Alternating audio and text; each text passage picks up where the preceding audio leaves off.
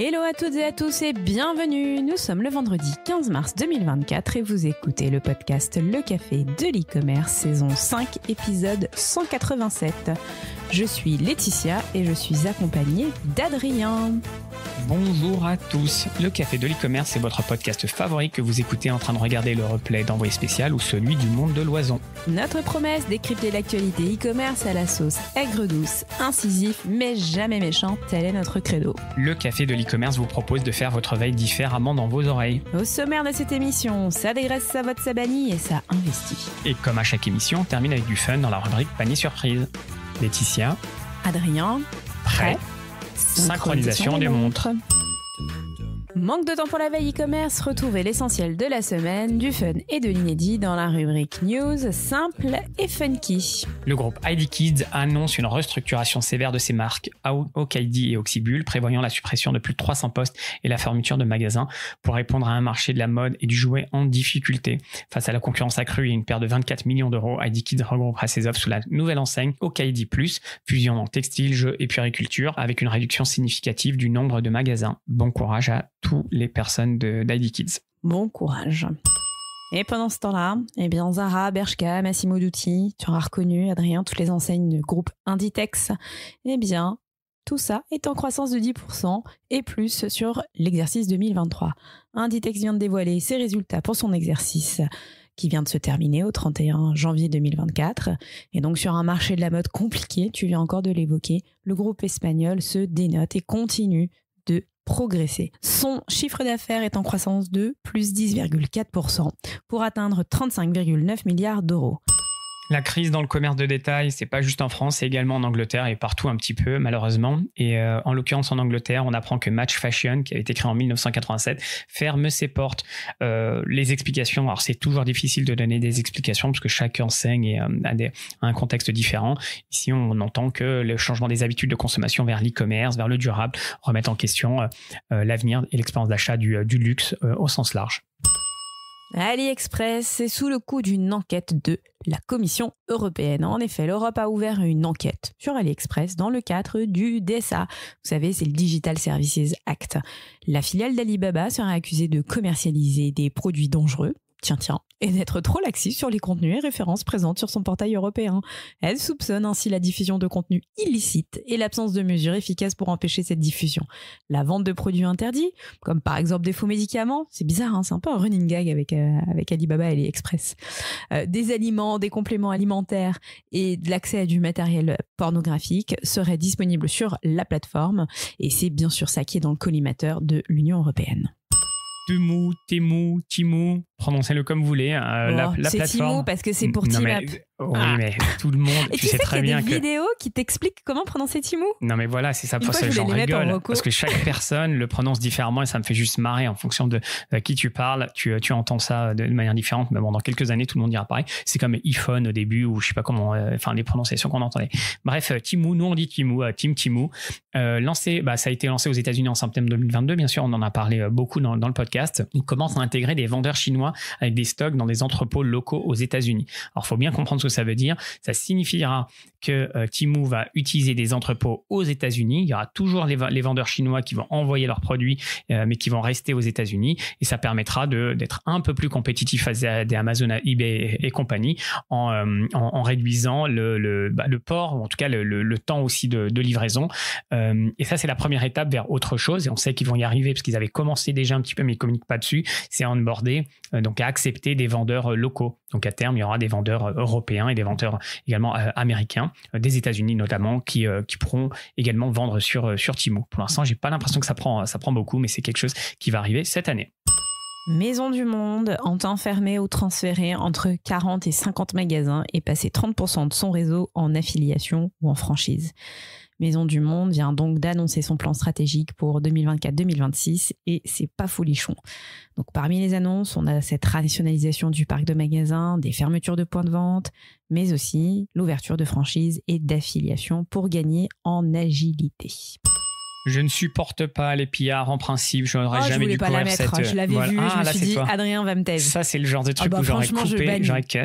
Et la raison pour laquelle je l'ai mise, oui, mais il y a un chiffre. Alors, de quoi on parle? C'est Puma qui s'associe à Google Cloud pour améliorer l'expérience d'achat en ligne en intégrant de l'IA. Cette collaboration vise à donc personnaliser l'expérience client grâce à des recos produits sur mesure, l'assistant chat IA et des fonctions telles que l'essayage virtuel. On en parle chaque semaine. Le virtual try-on, c'est, je sais pas, je vais pas dire c'est une nouvelle mode parce que ça existe depuis un moment, mais en tout cas, beaucoup de communication autour de ça. Également, une amélioration autour du programme de fidélité globale. Ce que j'ai aimé, la seule raison pour laquelle je l'ai utilisé, c'est qu'il communique sur des chiffres, plus 19% sur le panier moyen, principalement grâce à des recommandations beaucoup plus ciblées. Temu, parce que Team Temu ici, l'app de e-commerce dépense près de 2 milliards de dollars en publicité sur Facebook et Instagram. C'est donc le premier annonceur du groupe Meta en 2023. Sa stratégie d'investissement massif est donc payante et très très payante et elle vise à acquérir des clients et stimuler des téléchargements d'applications, bien que l'efficacité à long terme reste incertaine. Et c'est d'ailleurs ce qui est aussi dans le projet de loi qui a été adopté lors de l'Assemblée nationale, c'est justement d'interdire les publicités sur ces plateformes. Shop like a billionnaire, ils l'appliquent à eux-mêmes, donc c'est très bien. Amazon lance un outil IA permettant aux vendeurs de créer facilement des pages produits. Alors la particularité, ok, on va te créer ta page produit avec l'IA, mais pour le vendeur, il suffit simplement de mettre le lien vers sa product page de son site externe et ça va automatiquement remplir tous les champs. Donc c'est vraiment quelque chose de super intéressant, je trouve. C'est déjà utilisé par plus de 100 000 vendeurs et voilà, donc ça permettra encore une fois de s'onboarder ou de se lancer beaucoup plus rapidement et simplement sur Amazon. Et ça, tu sais, Adrien, ça va faire, alors pas perdre, mais en tout cas, ça va modifier les jobs de pas mal d'indépendants qui sont sur Fiverr. Moi, je connais beaucoup de gens qui vendent sur Amazon et qui délèguent leur production de contenu sur justement les pages produits à des indépendants sur Fiverr. Du coup, je pense que là, ça va être directement sur de l'intelligence artificielle. Alors peut-être que ces mêmes personnes feront ça via l'intelligence artificielle, mais ouais, ça supprime encore une petite couche d'humain. La Suède inflige une amende de 670 000 € à qui? À Klarna pour violation de quoi? Du RGPD. En effet, le spécialiste du paiement fractionné Klarna a été condamné à payer une amende de 7,5 millions de couronnes suédoises, soit 670 000 €, par une cour d'appel du pays scandinave. La FinTech a enfreint le règlement général sur la protection des données en ne fournissant pas assez d'informations à ses utilisateurs. Et bim, la sanction est tombée. Tu veux ouvrir une cagnotte pour les aider? Ou tu vas faire un truc 5 de petition, là, tu sais, où tu demandes à tout le monde de signer pour t'aider? Libérer Klarna, c'est ça, ta boîte préférée? Non. T'as jamais travaillé avec eux, mais c'est ta boîte préférée parce qu'ils ont un joli design. Voilà. Excusez-moi, j'ai d'autres combats. Mango franchit les 3 milliards d'euros de ventes avec des ventes en ligne spectaculaires. Donc 3 milliards, c'est au total, on a appris ça. C'est plus 15% par rapport à l'année dernière, plus 130 nouveaux magasins. Ils vendent dans 115 pays. Et alors le online, c'est juste bluffant, ils font plus de 1 milliard d'euros en ligne et ça représente 33% du chiffre d'affaires total. Moi, j'aime bien avoir l'indicateur. Quand t'es en dessous de 10%, t'as encore beaucoup à faire. T'es au début, on va dire 5%, c'était tes premiers pas. Le ratio online et total revenu. De 10 à 20%, t'es dans le bon chemin. Et autour de 20%, c'est ce qu'on retrouve sur le marché. C'est vraiment pas mal. Donc 33%, un tiers des chiffres de Mango, je répète encore une fois, c'est juste hallucinant. Mais ça veut dire qu'ils ont complètement compris toute la portée du digital il y a quelques années, qu'ils ont investi massivement. Et donc, c'est vraiment, vraiment top. Ils annoncent les plans pour 2024 et 2026, enfin, dans les prochaines années, comment dépenser ces sous-sous. Et arriver aux 4 milliards d'euros. Et puis voilà. Bon, après, ils communiquent sur la stratégie, les plans, etc. Donc, je vous laisserai, vous avez l'article. Donc, bravo à Mango, c'est juste bluffant. Les levées de fonds et les rachats de la semaine. ShopMy lève 18,5 millions de dollars pour dynamiser les revenus des influenceurs. Laetitia, tu vas pouvoir utiliser cette plateforme et ainsi élargir justement à plus de créateurs. Aujourd'hui, il y a 40 000 créateurs qui utilisent cette solution. Et en fait, ShopMy, c'est un petit outil très simple. Tu es influenceur, tu es créateur de contenu. Tu vas pouvoir créer un mini Shopify pour influenceurs. Si je vais très très vite, quoi. Tu crées ta petite boutique avec les produits que tu veux, etc. Et tu le partages. Zendesk complète son offre IA pour l'expérience client avec l'acquisition d'Ultimate. Donc, dans sa quête éternelle d'amélioration du service client, Zendesk multiplie les acquisitions et la dernière en date, c'est le finlandais Ultimate, qui s'appuie donc sur l'intelligence artificielle pour automatiser jusqu'à 80% des demandes de support. tremblement de terre dans les rachats. C'est Treecult, que je connaissais pas encore il y a quelques jours, qui rachète Marketplace Pulse, qui avait été fondé en 2015. Alors Treecult, c'est une entreprise, c'est un éditeur de solutions qui a été fondé en 2021. Donc hier, ils ont déjà levé 90 millions de dollars et ils proposent des outils pour mieux vendre sur Amazon. Et ils rachètent donc un éditeur qui rachète Marketplace Pulse. Marketplace Pulse, pardon. C'est quoi? C'est une newsletter. Une newsletter sur quoi? Sur les marketplaces et sur particulièrement Amazon. Donc Laetitia, c'est comme si nous, on avait été racheté. C'est un éditeur qui rachète un média.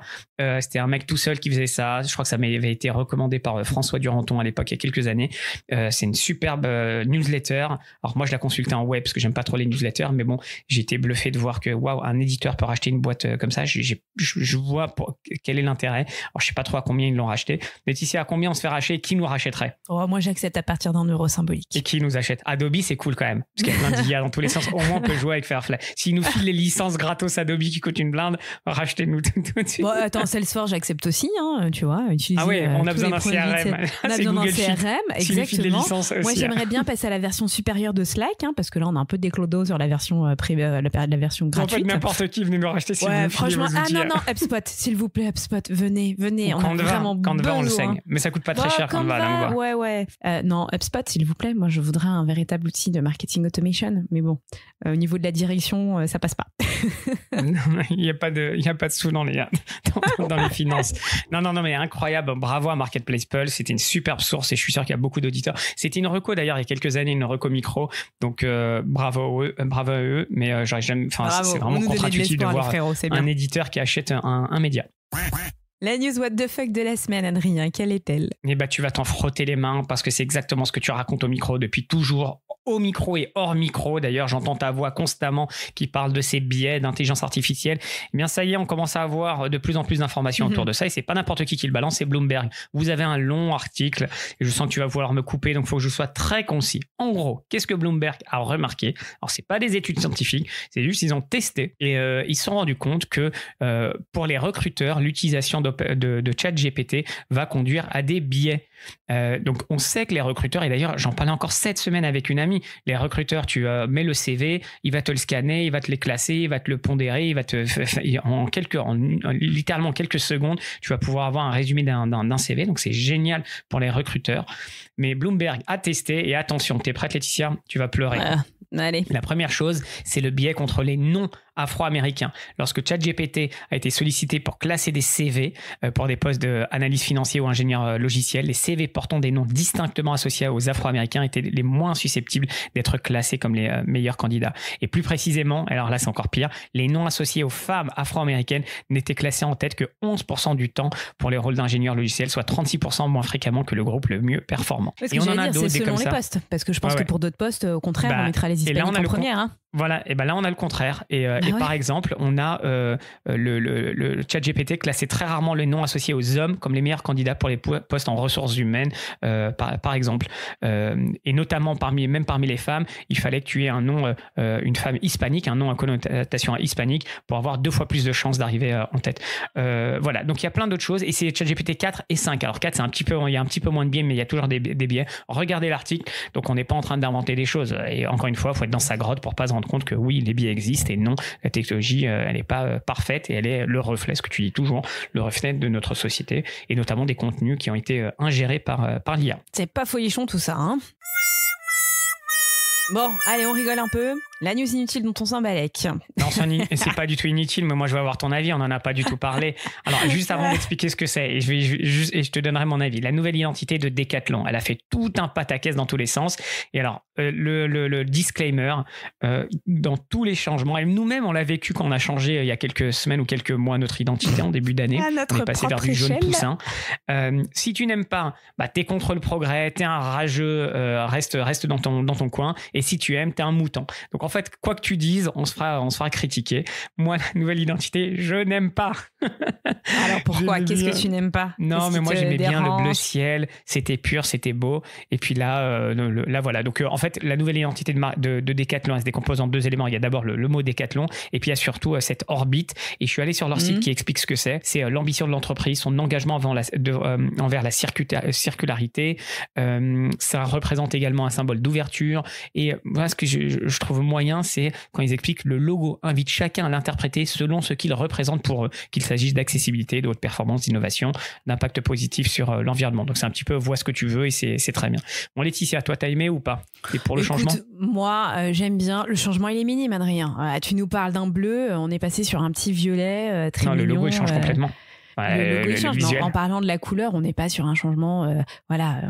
C'est pas comme nous, tu vois. Tu passes pas du noir au jaune, quoi. Ensuite, c'est toujours délicat, je trouve, d'expliquer un boulot de rebranding où des milliers de créas se sont vraiment titurés les neurones pour y parvenir. C'est compliqué de l'expliquer, surtout quand on n'a pas une sensibilité artistique. Moi, bien sûr que j'adore les explications sur pourquoi, comment, il n'empêche que Decathlon, ça faisait longtemps qu'ils avaient cette image un peu vieillissante. En revanche, ça restait, et très paradoxalement, une entreprise très innovante. Decathlon, c'est une entreprise que le monde entier nous envie. Donc, c'est très bien. Et puis, c'est l'année olympique. Donc, s'il y avait bien un moment pour faire un bon rebranding et dire aux gens, OK, vous y voyez ce que vous voulez, mais nous, c'est l'innovation, c'est le sport. Et on a voulu tout y mettre dans cette image. Avec cette année olympique parfaite, tout tombe à pic. Moi, je dis pourquoi pas. Après, est-ce que ça valait le coup de faire tout un pataquès et de convoquer tout le monde pour ça? Pas certaine. J'aurais préféré un petit peu plus de discrétion. Quand j'ai lu les commentaires et qu'il n'y avait que des rageux, moi, j'étais pour, parce que j'ai un esprit de contradiction. Donc, je me suis dit non, c'est très bien. Donc, tu m'as convaincu. En fait, finalement, c'est très, très bien ce qu'ils ont fait. Et tu sais, dans leur je sais pas, North Star, comment on dit, l'étoile du Nord, je sais pas trop comment traduire ça en français. Il y a 3 concepts. Donc, c'est ça la nouvelle direction qu'ils veulent avoir. Tu vas les adorer, parce que ça va te rappeler quelque chose. L'expérience client, sustainability et digitalisation, modernisation. C'est à l'image de Decathlon et c'est exactement. En plus, tu vois, c'est même pas des objectifs inatteignables pour eux, ils y sont déjà. Alors ils vont juste s'améliorer dans tout ça, donc c'est très bien. Moi je suis sur le site là en même temps, tout ce que tu racontes, ils y sont. Tu vois la seconde main, la seconde vie, elle est vraiment au cœur du site. Donc la sustainability comme tu viens de le dire, les JO ils sont bien présents, la reprise, la location, c'est quand même Decathlon, c'est un acteur qui est vraiment pionnier sur tout ça, hein. Donc ouais, c'est pas mal. Et puis vraiment c'était vieillissant, hein. On avait fait un crash test justement sur Decathlon. Ouais, je crois bien. Mais je crois que c'était positif. Il l'avait passé, il me semble. Bon, de toute façon, pour une boîte, surtout comme Decathlon, dès qu'il y a du changement, les gens, c'est humain d'être réfractaire et de pas vouloir le changement. Donc, on regardera ça avec le recul. Mais il faut quand même écouter aussi les gens qui sont critiques. Parce qu'il faut pas balayer d'un revers. Ouais, attends, les gens qui sont critiques, c'est les gens sur LinkedIn? Bon. Non, j'en sais rien, mais il y a toujours des bons arguments à prendre. Enfin, tu vois, il faut juste rester ouvert à tout. Les commentaires dont tu parles, c'est les commentaires sur LinkedIn, c'est ça? Notamment. Ou ailleurs, t'as vu des non, c'est ça. Mais après, chacun s'invente expert à t'analyser le truc.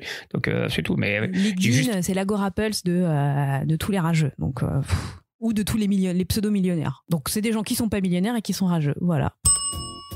Quoi de neuf chez nous, mais que s'est-il passé cette semaine dans le café de l'e-commerce? Ne stalkez pas, on dit tout ici et maintenant. Laetitia, est-ce que c'est une autre semaine où il s'est rien passé? Qu'est-ce qui s'est passé chez toi cette semaine? Absolument rien, une semaine totalement basique, j'ai envie de dire, chez le café de l'e-commerce. Très calme. Butterfly Agency, très très calme. Non, bon allez, blague à part, oui, je sais même pas dire si c'est une semaine normale, mais il s'est passé pas mal de choses. Dans le désordre le plus total, eh bien Adrien, lui, était chez France Télévisions. Mais tu balances, non, je voulais pas en parler, tu balances, ok. France Télévisions pour la superbe émission d'Élise Lucet, envoyé spécial, pas cache investigation. Et je te jure que par contre, il y a un jour, il y a un cache investigation qui est lancé.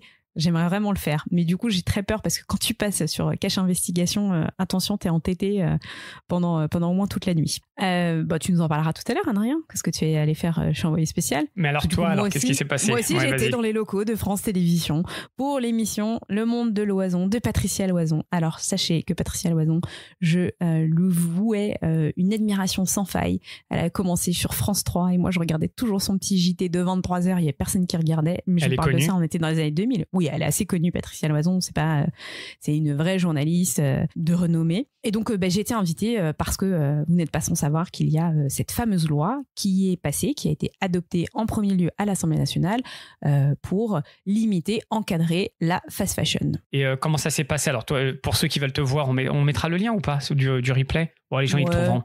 Ouais, je mettrai dans la newsletter. C'est quoi l'envers du décor alors? Est-ce qu'ils sont gentils? Est-ce que tu as eu maquillage? Est-ce qu'il y a eu un brief? Enfin, c'est quoi le truc? Est-ce qu'il y a des clashs à l'antenne et hors antenne, tout le monde se fait des bisous? Enfin, c'est quoi le délire?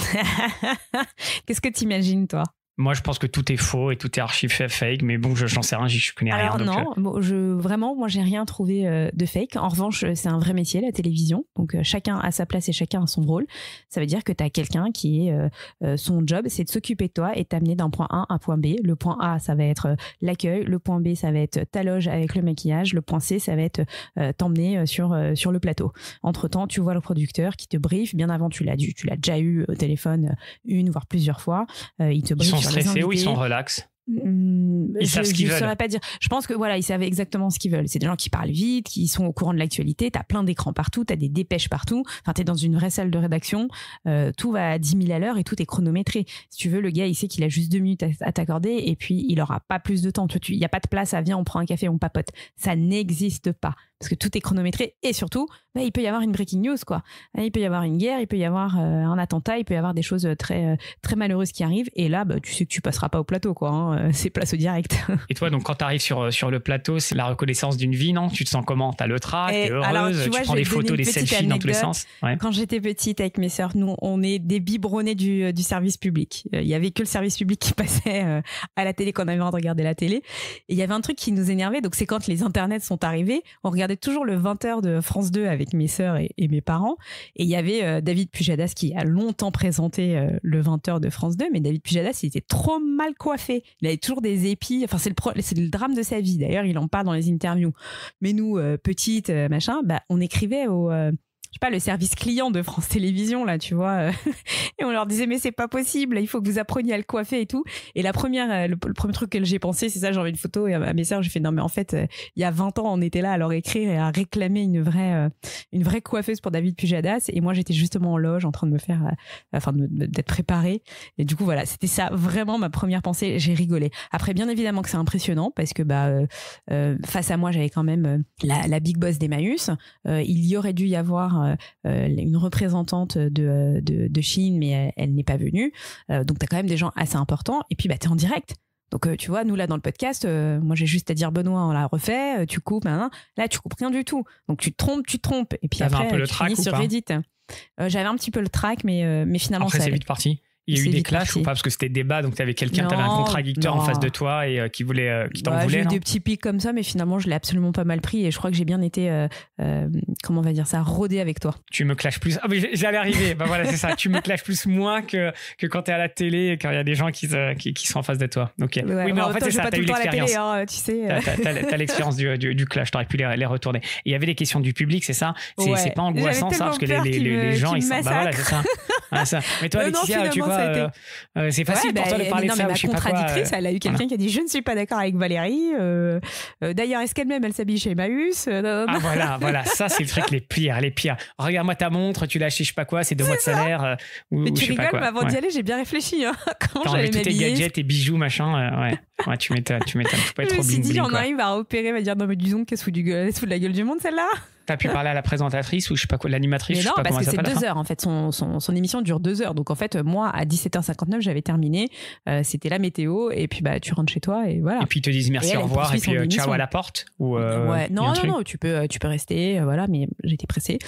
Donc voilà, mais vraiment une très bonne expérience. Alors après, c'est pas ma première expérience de télévision. En revanche, c'est ma première expérience de en direct. Live. Ouais, c'est ça. Voilà. Exactement. Tu sais combien il y a de personnes qui regardent? Il y a un chiffre ou je sais pas quoi qui apparaît en bas. Il a tous les chiffres, le producteur. Je n'ai pas voulu savoir. Enfin, il m'a dit si tu veux, je te donnerai le chiffre. Non. Par contre, la réalité, c'est que c'est du service public et que c'est une chaîne d'information. Il faut savoir que les chaînes d'information, elles sont en flux continu dans toutes les rédactions de tous les journaux et des autres rédactions, même concurrentes, mais aussi à l'Assemblée nationale quand vous allez dans la press room ou ces choses-là. Donc moi, Macron t'a peut-être vu, c'est ça? Peut-être que Emmanuel Macron à l'Élysée m'a vu, a dit mais dites donc elle est vraiment exceptionnelle. Mais par contre il n'y a pas trop de replay, c'est ça? Parce que l'information ça va tout le temps en continu. Si, c'est disponible en replay. C'est dispo mais les gens regardent pas trop ou aussi cette émission elle est connue le truc de Louison? Moi je la connaissais parce que moi je suis accro à l'information. Ah oui, donc c'est super connu voilà. alors. Moi je connaissais, après je sais pas, oui. Ok, autre chose? Non, je crois que c'est déjà pas mal quand même. D'autres questions, Adrien, qui te... Non, sur ça, ouais. Et sur bah, ok, pardon de revenir à la petite vie du podcast, la star, Laetitia. Ce n'est que nous, les auditeurs et nous, tu vois, qui sommes là toujours à notre place, à écouter et à faire notre travail. Wire, des news, Laetitia? Bah voilà, back to reality, parce que c'est ça qu'on aime et c'est ça qu'on fait. Wire, bah oui, le programme est en ligne. Alors, je vous le rappelle, Wire, c'est un événement que nous vous avons concocté avec Adrien. C'est un événement dédié aux femmes du retail, donc il est uniquement ouvert aux retaileuses. Je suis navrée pour les autres et vraiment avec Adrien, on a pris en compte toutes vos considérations et on réfléchit à un Wire peut-être plus ouvert. Le programme est en ligne et on vous réserve plein de surprises. Je vous le mettrai dans la description, mais en gros, on va bien se marrer. Vous nous connaissez, c'est jamais des conférences où on s'ennuie. Ça va être bien rigolo, bien plus rigolo que mon intervention hier sur France Télévisions, croyez-moi. Et enfin, on a toujours notre lunch, le lunch de l'e-commerce, mais c'est très bientôt finalement, c'est dans 11 jours, ce sera le 26 mars. Venez nombreux et nombreuses, c'est ouvert à toutes et à tous et c'est toujours dans notre QG, le Bon Pêcheur à Châtelet. Ok, super. Et de ton côté, Adrien, qu'est-ce qu'il s'est passé ? Bien écoute, moi c'était au même moment où tu étais en live sur une autre chaîne du service public également. Alors moi, comme j'y connais rien parce que j'ai pas de télé, je connais vraiment rien. Envoyé spécial quand même de nom, je connaissais et ils nous ont contacté le week-end dernier. Donc lundi, on était dans les locaux, enfin j'étais dans les locaux de nos copains de chez DND parce qu'il fallait enregistrer ça quelque part. Donc j'ai contacté Julien et Camille qu'on remercie d'ailleurs, que je remercie du fond du cœur. C'est toujours chez eux qu'on fait nos interventions. Ouais, mais tu vois, parce qu'ils sont réactifs. Tu leur envoies un petit message en 2 secondes, ils disent oui, il n'y a pas de souci. Et d'ailleurs, dans le reportage, on voit pas mal de fois le logo DND, donc je suis content pour eux. Donc oui, il y a eu l'interview qui s'est déroulée lundi après-midi. Ça a duré 2 heures pour au final rester 20 secondes à l'écran. Mais quel était le sujet? C'est normal.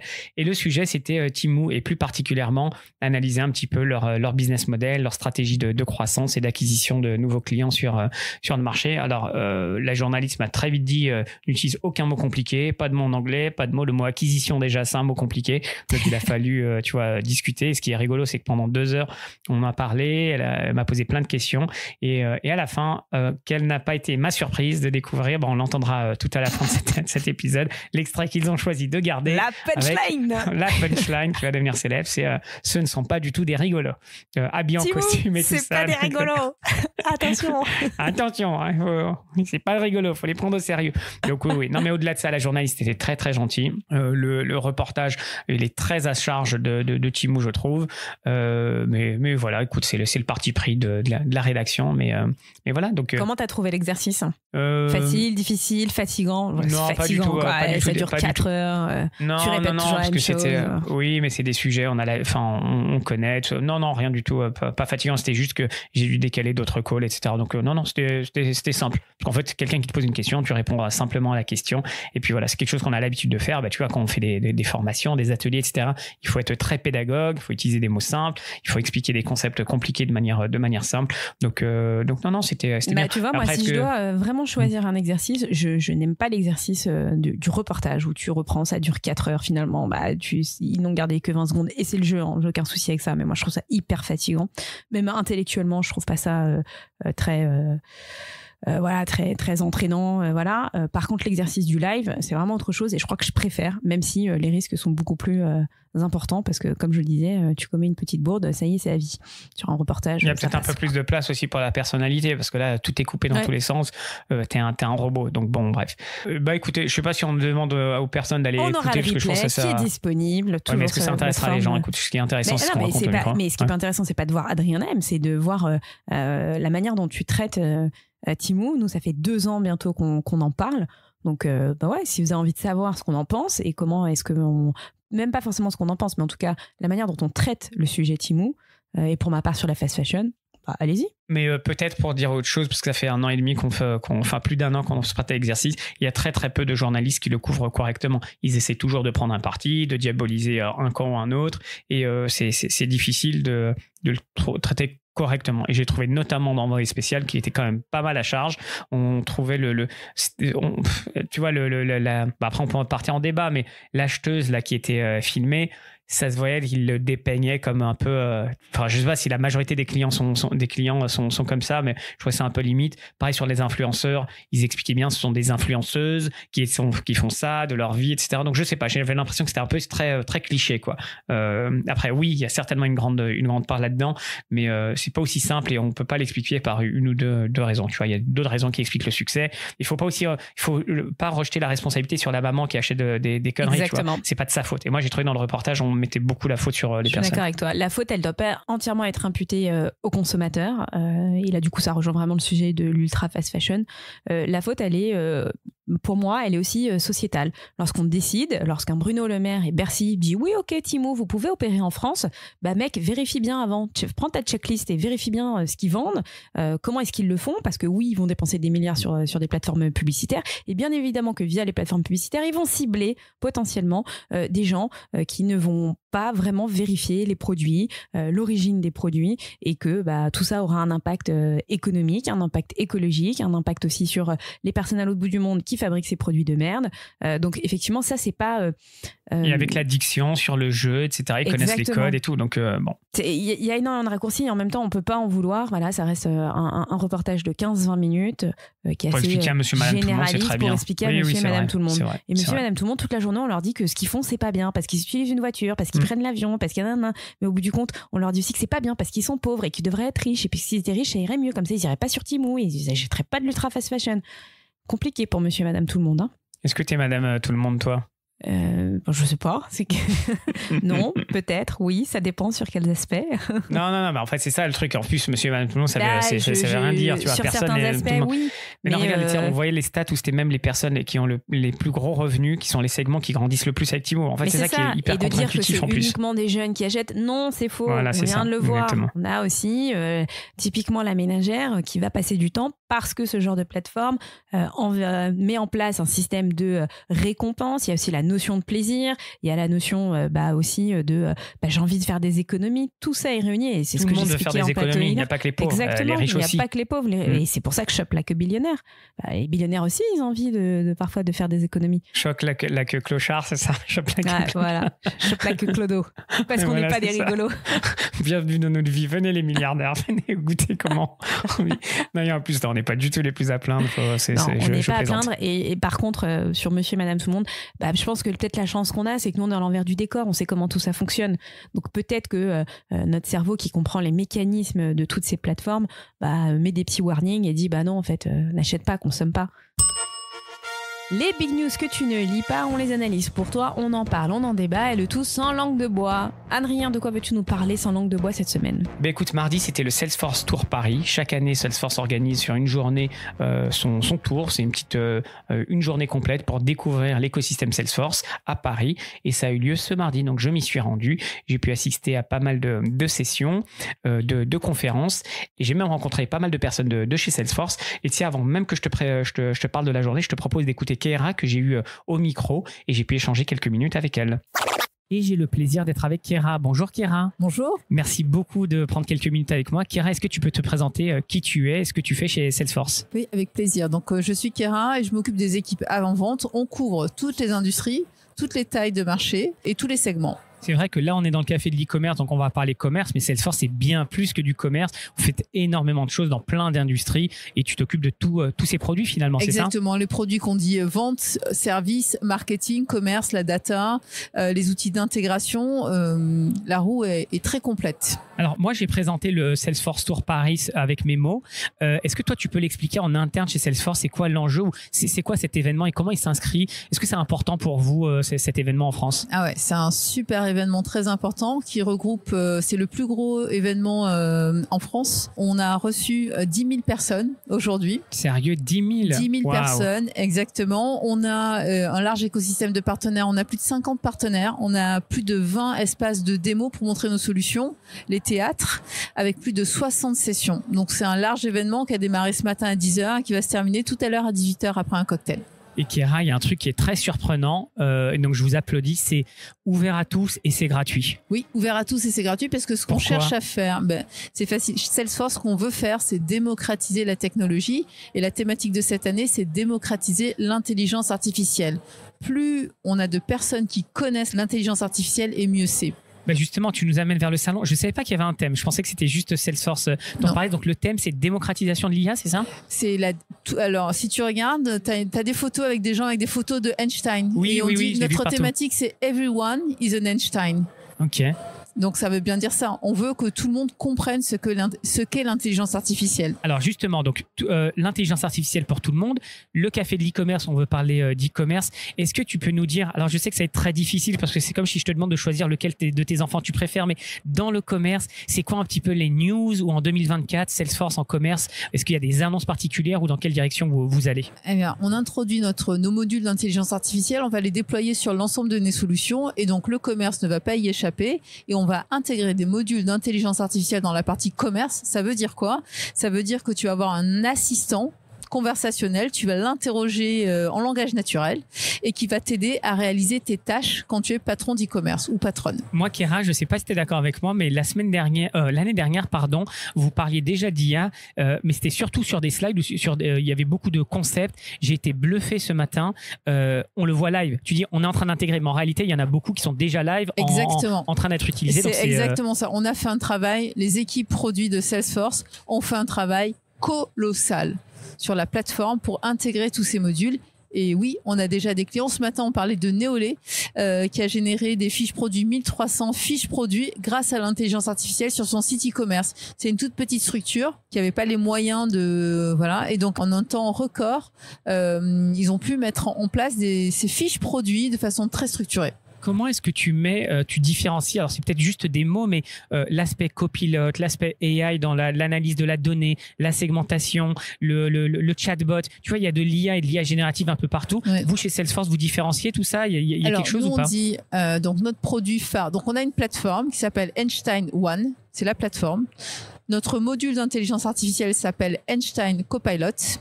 Et donc, c'est à la fois de l'intelligence artificielle prédictive et générative et qui va s'appliquer sur toutes les solutions. Donc, ce qu'il faut retenir, c'est la plateforme Einstein One, la solution Einstein Copilot et accessoirement, pour paramétrer cet outil, on a un studio qui s'appelle Einstein One Studio.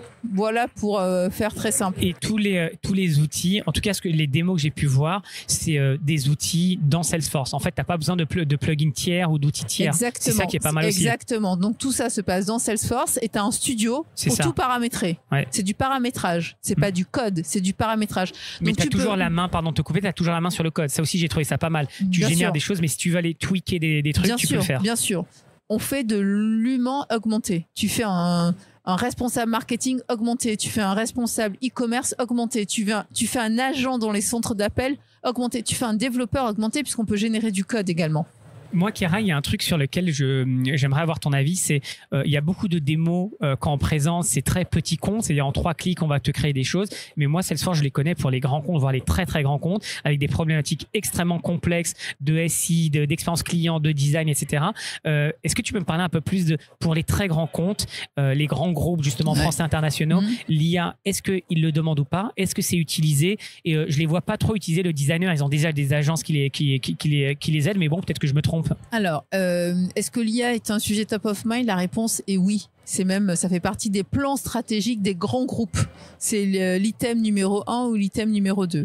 Est-ce qu'ils demandent à voir? Oui. Ils sont très curieux. Les questions qu'on a, c'est des questions beaucoup autour des usages. Des questions autour de il y a des solutions d'IA partout. J'y comprends rien. Exactement, je suis d'accord. J'y comprends rien. Par où démarrer? Qu'est-ce que je fais? Et nous, on leur dit, vous démarrez par les données que vous avez. Et regardez ce que vous avez. Vous avez une mine d'or. Les données CRM, c'est une mine d'or. C'est des données qui sont de confiance. C'est des données qui sont structurées.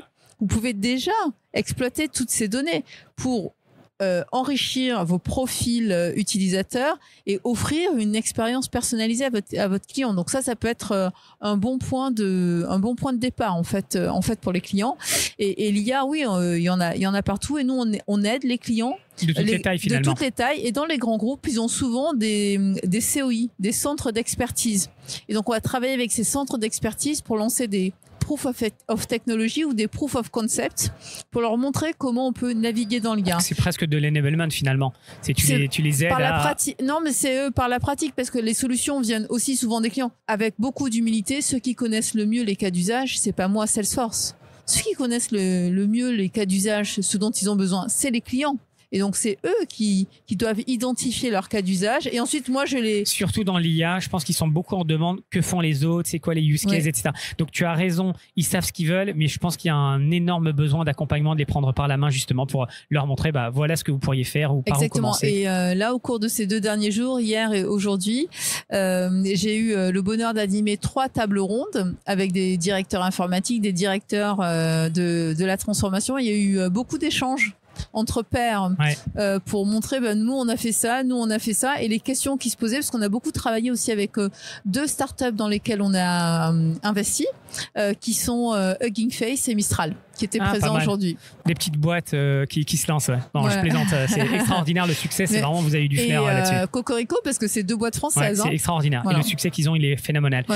Kira, pour terminer, personne nous écoute, on est entre nous. C'est quoi les plans en 2024 sur la partie commerce? Tu peux nous dévoiler un petit peu dans quelle direction vous allez ou des choses sur lesquelles on peut s'attendre? Alors, on va sur de l'automatisation, de l'intelligence artificielle. On est là pour aider les directeurs e-commerce pour avoir des sites qui sont encore plus performants et vraiment personnalisé pour les utilisateurs. Et pour les équipes aussi, parce que tu as commencé par ça, c'est que tu as des équipes réduites et qui vont pouvoir être plus productives. Donc exactement. Donner les bons la outils. Productivité, exactement. Merci beaucoup. Kira, on arrive à la fin de cette intervention, de cette capsule.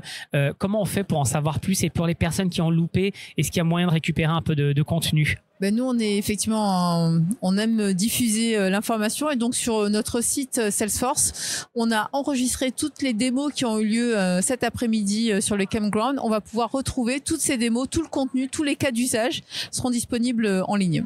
On mettra l'URL, je crois que c'est salesforce.com/Paris. Ok, super. Et on mettra l'URL en commentaire. Et Kira, est-ce que les auditeurs peuvent te contacter s'ils veulent en savoir plus? Avec grand plaisir. Avec très grand plaisir. Merci beaucoup. Félicitations encore pour cette journée. C'est bluffant. Il y aura une édition 2025 chaque année. C'était quand la première année, tu sais? Alors, il y a peut-être une dizaine d'années, je pense qu'on fait des Paris World Tour. Et avant l'année prochaine, on a notre grand événement annuel global, cette fois, qui est à San Francisco. On y va avec Laetitia. Voilà. Donc, du 17, début octobre, non? 17 au 19 septembre. Ah oui, pardon, fin septembre, c'est ça. À San Francisco. Exactement. Et il y a même eu, tu sais, dans la plénière, un chanceux qui a gagné son billet pour aller à Dreamforce. J'aurais dû être dans la salle, je l'ai pas eu. Tu y seras. Rendez-vous à Dreamforce avec alors. Très grand plaisir. Merci beaucoup, Kira. Merci. Au revoir. Adrien, si je comprends bien, ce Salesforce Tour était vraiment dédié à l'intelligence artificielle. On parlait d'autre chose que ça ou Très très peu. On parlait pas de toi, donc non, il y avait rien d'autre. Et encore, si on parlait de toi, on me demandait où t'étais. Non, il y a partout, que ça soit sur la productivité des équipes, la personnalisation du service client, l'analyse de la donnée avec du tableau, etc., augmenter tes revenus, etc. Donc c'était vraiment de l'IA partout. Tu en voulais, tu en avais dans tous les sens, et ouais, tu pouvais pas passer à côté. Adrien, vraiment, parce que je ne suis pas certaine d'être vraiment au fait de l'intelligence artificielle appliquée à tous les produits chez Salesforce.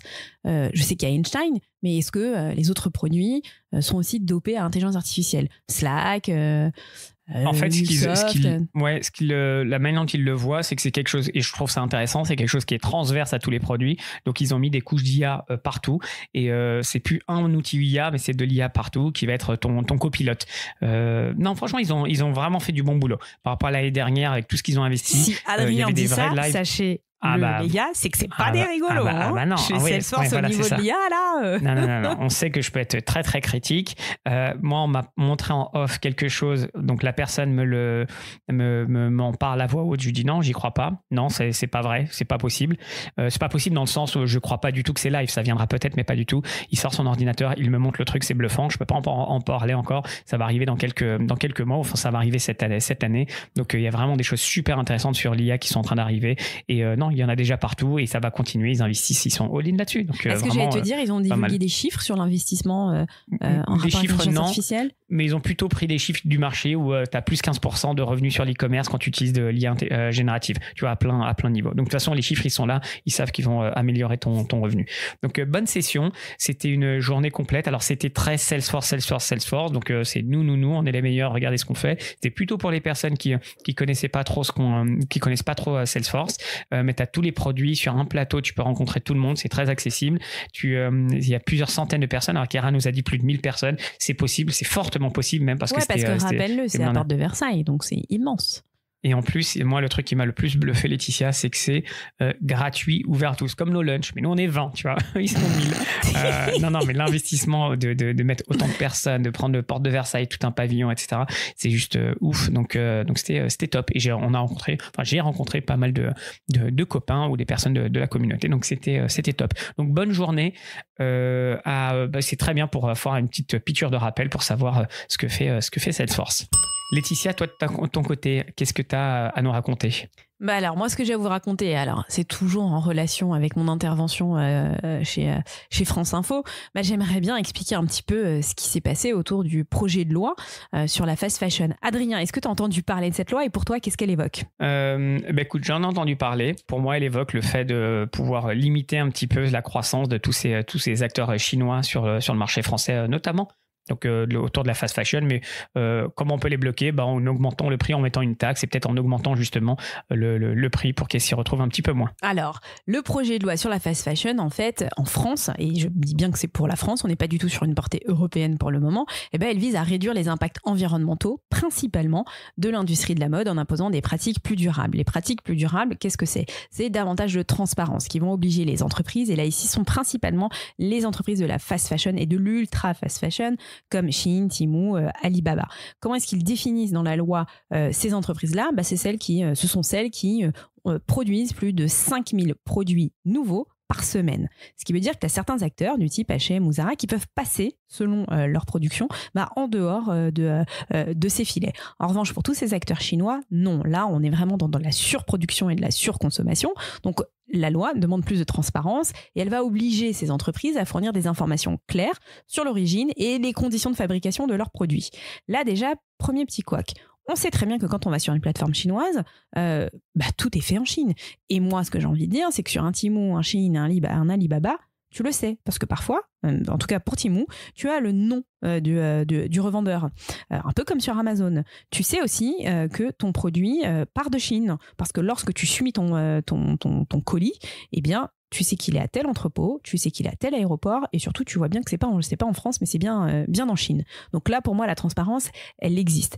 La transparence sur la conception et les produits utilisés, notamment sur les produits textiles, mais aussi sur les jouets, elle est claire, il y a des fiches produits. Alors, elle est claire, non, tu as juste le minimum syndical. Et bien évidemment qu'on sait que sur le textile, ils utilisent beaucoup de polyester, ils utilisent beaucoup de produits à base de pétrole. Le polyester, c'est à base de pétrole, beaucoup de produits à base de plastique. Et on le sait que c'est nocif. Est-ce que ça doit être imputé au consommateur ? Non, c'est à l'entreprise qui vend, mais peut-être aussi... travail des douanes et de la DGCCRF. Est-ce que c'est vraiment une taxe ? On parle beaucoup de taxes, c'est quoi ? C'est une taxe, un impôt, c'est quoi ? La loi ne parle pas de taxe en fait. Ce n'est pas un impôt qui va être collecté, c'est un système de bonus-malus. On va venir sanctionner au porte-monnaie, mais pas du consommateur final, de l'entreprise. En gros, si tu vends un t-shirt 5 €, on va demander à l'entreprise de reverser 5 € à un fonds qui va servir, notamment pour l'État français, à financer de l'upcycling, de la réparation. On n'est pas sans savoir qu'en France, on a quand même un fonds qui est dédié à la réparation. Aujourd'hui, si vous voulez faire réparer vos chaussures ou faire recoudre un de vos pantalons, vous avez cette option qui vous est proposée, qui est financée par l'État, qui prend en charge une partie de cette opération. Donc tout ça, c'est pas un impôt, je le répète, c'est de la collecte qui va viser à financer ce que je viens de vous expliquer sur l'upcycling, la promotion de l'upcycling, le recyclage des vêtements et toutes ces choses-là. Il y a d'autres sanctions qui sont prévues, notamment, alors ils envisagent notamment de sanctionner directement les plateformes qui vont promouvoir les publicités de Temu et de Shein. Entre autres, tu le disais, Temu a investi plus de 2 milliards dans la publicité. C'est énorme. Pourquoi est-ce que ces acteurs ils fonctionnent ? Bien évidemment qu'ils ont énormément d'argent et qu'ils arrivent à cibler. Ils arrivent à, comme on dit si bien en marketing, à targeter leur bonne cible parce qu'ils investissent beaucoup sur ces plateformes. Moi, la question que je me pose, c'est ok, tu vas sanctionner. Est-ce que Meta va vraiment être content? Est-ce que les agences qui travaillent tout autour et qui font un taf monumental vont être d'accord avec cette sanction? Je pense qu'on n'est pas à l'abri d'avoir un Google. Chez Google, c'est aussi... Temu et Shein sont de très gros annonceurs chez Google. Je pense qu'on va avoir un espèce de... de tollé vis-à-vis de ces plateformes. Et là, on en est où justement? Ça a été voté, ça y est, c'est activé, c'est actif ou c'est quoi le timing? Alors, c'est pas actif parce qu'en France, la loi doit être d'abord votée à l'Assemblée nationale, puis passée au Sénat. Aujourd'hui, elle est uniquement passée à l'étape de l'Assemblée nationale et elle a été votée largement à l'unanimité. Je tiens à préciser que c'est pas une voix qui a été portée par la majorité parlementaire, absolument pas. C'est le groupe Horizon, qui est pas du tout la majorité, qui apporte ça. Donc ça n'a pas été encore voté, c'est ça? Ça a été voté, c'est passé hier à l'Assemblée nationale. La deuxième étape, c'est le Sénat. Ah voilà, c'est ça, le Sénat. Et ça sera quand, cette étape, tu sais? On n'a pas de date encore. Ok. Donc, il faut attendre quelques mois. Ça se compte généralement en mois plutôt que jours et semaines, n'est-ce pas? Ça dépend, tu sais. Ce projet de loi, il a été déposé il y a uniquement quelques semaines et on ne pensait pas que ça passerait à l'Assemblée nationale aussi vite. Moi, ce que j'ai quand même envie de préciser, c'est ce que j'ai dit notamment sur le plateau, c'est que bien évidemment que c'est tout un système et un écosystème qui va être pénalisé, mais surtout ce qu'il faut noter, c'est que ce sont des acteurs qui ont des années d'avance technologique sur nous. Si ça c'est rendu possible notamment par la technologie. L'autre point aussi qui est à noter, c'est qu'aujourd'hui en France, on a un monde du retail, un secteur du prêt-à-porter qui est mis à mal. C'est pas exclu qu'un jour ces acteurs ils ouvrent des boutiques et on a déjà des cas, Shein ou même Alibaba, lorsqu'ils ouvrent des pop-up, c'est des pop-up qui durent pas très longtemps, c'est le principe de ces boutiques éphémères. En revanche, ce sont des gens qui font des queues et des queues pour pouvoir rentrer dans ces magasins. Et on a un acteur type Primark qui existe absolument pas en ligne, mais qui par contre ensevelit des kilomètres et des kilomètres, alors pas des kilomètres plutôt, mais des mètres carrés dans les centres commerciaux. Aujourd'hui, on sait qu'en France, on a des centres-villes et aussi des centres commerciaux qui sont vides. C'est pas exclu que écoute, un petit Shein, un petit Temu ou un Alibaba prennent la place, quoi. Parce qu'ils ont de l'argent après tout. Bon, écoute, maintenant que tu es hyper impliqué dessus et que tu es key opinion leader sur ce sujet, tu vas suivre ça. Et c'est possible qu'ils te sollicitent sur la loi? Non, la loi, elle est déjà écrite. Il n'y a plus aucune modification qui sont faites, non? Et pourquoi ils me solliciteraient? C'est le législateur qui rédige la loi. Ouais. Bah non, mais il y a toujours un groupe, tu vois, de personnes qui travaillent dessus, qui aident le rédacteur.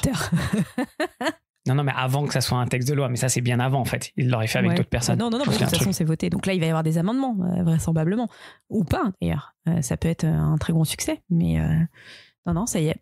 Tout est fait, tout est ficelé. À voir ce qui va se passer au niveau des sénateurs. Et je vous tiens au courant. Marketing Focus, c'est la campagne de la semaine. Laetitia, qu'est-ce que tu avais pour nous cette semaine? Je suis très législation cette semaine. Tu as vu ce qui s'est passé aux États-Unis avec TikTok, qui est en train de se faire bannir de nouveau. Bon, on va voir, ouais. Donc hier, Adrien, le projet de loi est passé à la Chambre américaine des représentants qui a adopté la proposition de loi qui prévoyait l'interdiction de TikTok aux États-Unis. Donc si TikTok ne rompt pas ses liens avec sa maison mère ByteDance, elle a juste, je crois, quelques mois, moins de 6 mois, eh bien ce sera ciao finito pour TikTok aux États-Unis. Alors, au-delà de l'aspect très législatif, moi, je suis allée voir ce qui se passait un peu sur TikTok. Et en fait, la bataille, elle se mène sur TikTok pour défendre TikTok. Et ce sont tous ces acteurs de la creator economy, donc tous les créateurs de contenu, qui défendent corps et âme, et donc je parle bien d'américains, la plateforme sur le sol américain. Et c'est assez dingue. Vous avez le hashtag KeepTikTok, qui est l'un des hashtags les plus repris. En tout cas, moi, dans mon feed, c'est celui que je vois le plus.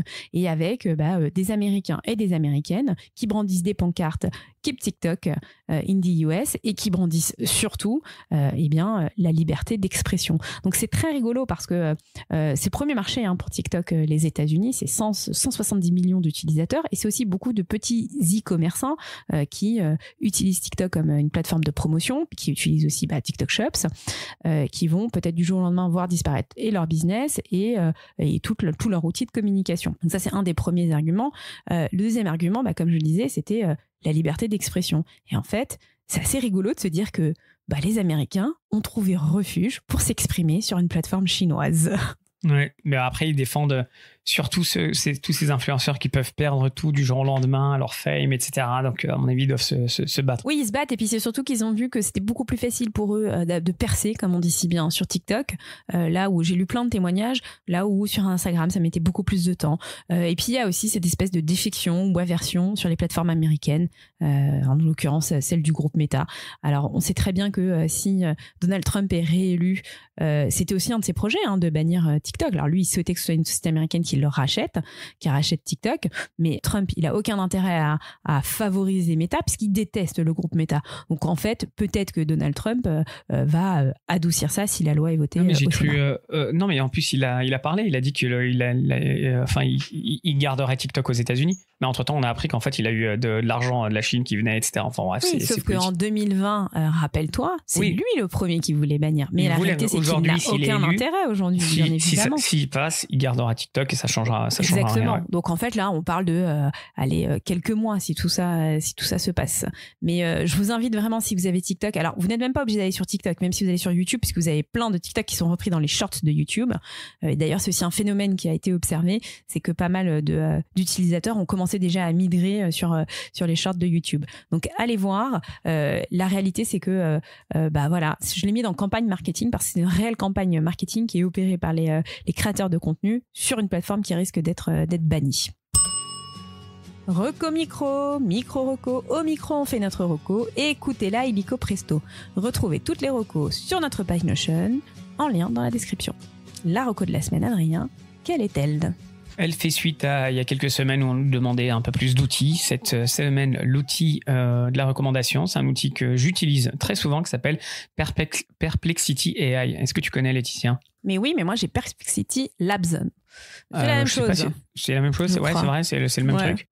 Ok, écoute, Perplexity, c'est quoi ? C'est un outil c'est une IA, un chatbot à la ChatGPT qui a été conçu surtout pour répondre avec des informations précises et bien documentées. Donc en fait, sur chacune des réponses, à chaque fois qu'il te fait une réponse sur chacune des phrases, tu vas voir le lien avec la source et ils ont choisi des sources fiables et actualisées. Je l'utilise beaucoup quand je dois faire de la recherche, quand je dois avoir des données, etc. Alors il est payant. Il me semble que j'ai pris la version, je ne sais plus à combien pour plugger ChatGPT 4 dessus. Mais il y a une version gratuite également. Donc, un super complément à ChatGPT qui te permet vraiment d'avoir des informations sourcées et tout ce qui est données, tout ce qui va être autour de la donnée ou de recherche précise, il va être top. Donc, c'est ma reco. Le panier surprise, ça y est, c'est la fin de l'émission, on relâche la pression. La vie, vous le savez, c'est comme un panier surprise, on ne sait jamais sur quoi on tombe, mais ce qui est sûr, c'est qu'on se marre et qu'on se marre bien. Cette semaine, Adrien nous a préparé 2 jeux, un Cupuc et un What the Fake. Pour le Cupuc, question pour un champion du digital, je te lis une description et tu dois trouver le plus rapidement possible. Et tout le monde vous jouer contre Laetitia, qui est très très forte. T'es prête ? Ouais. Née en 1976, je suis le fruit dans l'ambition d'un homme désireux de démocratiser sa passion pour tous. Décathlon. Pourquoi tu me casses mon jeu ? Pourquoi tu dis ça ? Il faut aller le plus vite possible, non ? Bon, excuse-moi, 76, un homme, Décathlon. C'est la bonne réponse. D'abord implanté à Anglos, ma famille s'est rapidement agrandie au-delà des frontières. Comptant aujourd'hui plus de 2000 magasins répartis dans plus de 50 pays. Mon ADN repose sur l'innovation et l'accessibilité avec une production pensée pour équiper aussi bien l'amateur que le passionné. Porté par un actionnariat familial solide, mon ambition ne cesse de grandir tout en prenant soin de mes employés et en m'engageant dans une démarche durable. En 2024, je ferme certaines de mes marques pour rationaliser mon offre. Aux États-Unis, toujours cette même année, je lance une app de shopping en 3D sur Apple Vision Pro. Et enfin, en 2024, je révèle une nouvelle identité graphique avec l'introduction d'un tout nouveau logo. Mon nom, synonyme de compétition athlétique complète, reflète mon engagement à couvrir un large éventail de disciplines sportives. Je suis Décathlon. Bravo Laetitia. Bravo. On passe au deuxième. Tu sais que quand j'étais sur le plateau la France Télé, t'as une journaliste qui intervient et qui fait un jeu. Ça s'appelle Vrai Faux. Ouais, moi, je croyais qu'on allait jouer. J'étais trop contente. En fait, non, c'était plutôt entre elle et les. Enfin, je sais plus comment ça se manifestait, mais en tout cas, moi, j'avais pas le droit de parole. Et j'étais trop taquée. Je me disais, c'était en live ou c'était en backstage ? Non, c'était en live, mais celle qui donnait les réponses. Je sais pas, Thierry Mariani s'est rendu en Russie en 2024. Vrai Faux. Bon, c'était vrai et elle venait avec des images, voilà. Mais moi, j'étais en mode, je crois que je vais jouer, tu vois, mais pas du tout. De toute façon, à ce moment-là, mon micro est coupé et tout. Mais tellement que j'étais à fond.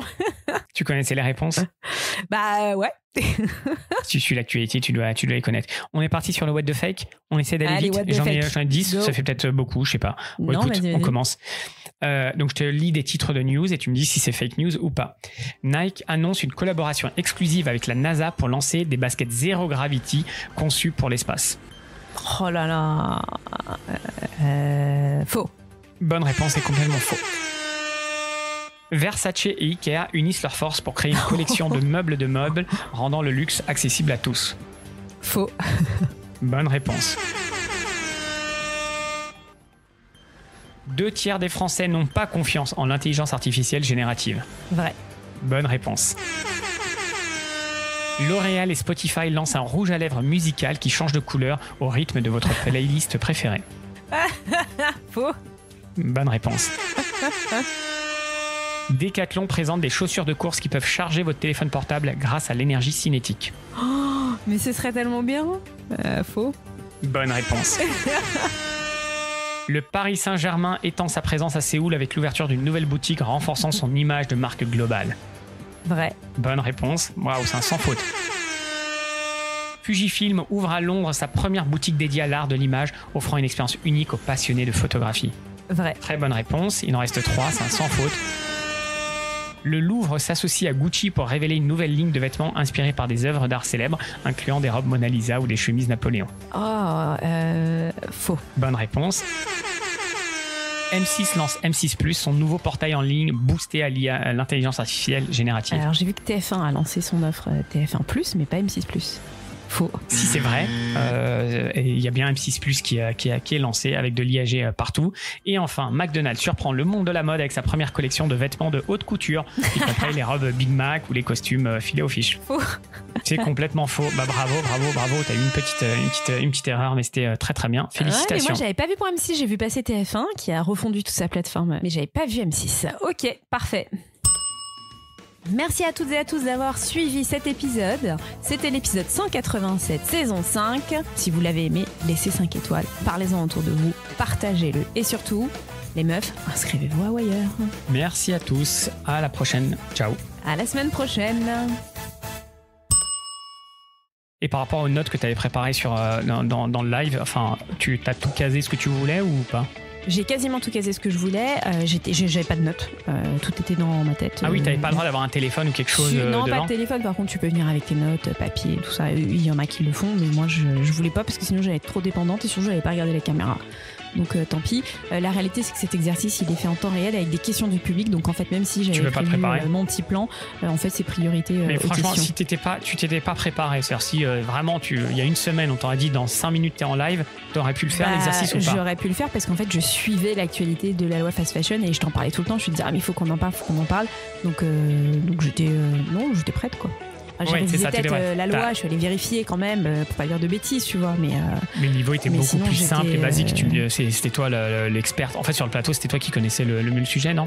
Qui connaissait mieux Thibaut ? Face à moi, alors sur les plateformes, oui, j'étais quand même beaucoup plus experte. Voilà. En revanche. Après, face à moi, j'avais quelqu'un dont c'était vraiment le combat. Emmaüs, c'est le combat de leur vie, de proposer. T'aurais pu être en face de Maud, ça aurait été rigolo, non ? Ouais, bah justement. Devant la caméra en clash et derrière des copines à prendre des verres. Ouais. Donc, Mais tu vois, alors par exemple, il y a des gens qui m'ont dit oh là là, la Valérie, elle avait pas l'air de trop t'aimer. Moi, je sentais pas, tu vois, ça. Mais finalement, c'est ce qui a été ressenti. Puis je me suis très bien entendue avec elle. Vous avez discuté en dehors après l'interview ? On a partagé la même loge et après on est rentrés ensemble. Ah, ouais, voilà, c'est ça, vous avez discuté. Et balance-moi un petit gossip, là, un truc rigolo, là, en off. Un petit rigolo. Un truc rigolo, c'est que les journalistes, par exemple, savent pas prononcer Timou, savent pas prononcer Vinted. Ouais, c'est marrant, ça. Ouais. Donc, si vous regardez, quand on regarde l'émission, tu vois que c'est compliqué. Mon nom a encore été écorché, comme d'habitude. C'est mon prénom, Laetitia. Comment tu peux l'écorcher ? C'est pas possible. Ça a été fait. Mon téléphone Siri s'est lancé. Alors que j'étais en mode avion. Ça n'a rien à voir d'ailleurs, mais le Siri se met en marche. Donc c'était très rigolo parce que je crois qu'à ce moment-là, on parlait justement des données et des choses comme ça. Donc on était vraiment dans un truc. Ça s'est entendu à l'antenne ? Oui, c'est en direct, hein, donc la personne qui appuie sur le bouton chute, mute, quoi. Ils t'ont pas engueulé après coup ou quoi que ce soit, non ? Non, la journaliste, elle a vachement rebondi dessus et tout. Donc, elle te l'a dit, c'est-à-dire elle a dit, il y a Siri qui vient de se déclencher. Et le truc qui est assez rigolo, c'est que en discutant après avec Valérie d'Emmaüs, elle me dit, mais tu sais, moi, Laetitia, parce que j'expliquais la force de pénétration et le fait que Temu, il y a encore un an, c'est arrivé en France en avril. Et donc, je le dis sur le plateau. Et elle me dit, mais t'as raison, parce qu'en fait, moi, je ne les connaissais pas. Et même Shein, j'en ai eu connaissance il y a juste 2 ans, tu vois. Mais encore une fois, c'est pas que c'est une méconnaissance du marché ou quoi que ce soit, c'est juste qu'elle n'était pas la cible et que, bien évidemment, que c'était loin de ses préoccupations. Donc voilà. Mais pour résumer, c'est vrai que ces géants de l'ultra fast fashion, on les connaît de manière très négative. Ceux qui vont les connaître d'autres façons, ça va être les utilisateurs. Et d'ailleurs, on avait une influenceuse qui était là. Et t'as gardé contact avec le staff, ils vont te recontacter, comment ça se passe? Après, tu sais, tu rentres dans un fichier. Voilà, c'est ça. Tu rentres dans un fichier et ils t'ont catalogué. Experte, etc. Et dès qu'il y aura d'autres sujets, ils pourront te recontacter. Ils te recontactent. De toute façon, ce sont des gens qui sont, tu sais, c'est des quotidiennes, qui ont toujours besoin de quelqu'un. T'as toujours. Donc bonne expérience au final. Il n'y a que des plus. C'était super cool. Ouais, c'était. Et puis les gens étaient cool. À faire. Ouais. Et toute la terre t'a contacté, toute ta famille, etc. Et ce que je dois vraiment dire, c'est que j'adorais la séance maquillage. Ça a duré combien de temps?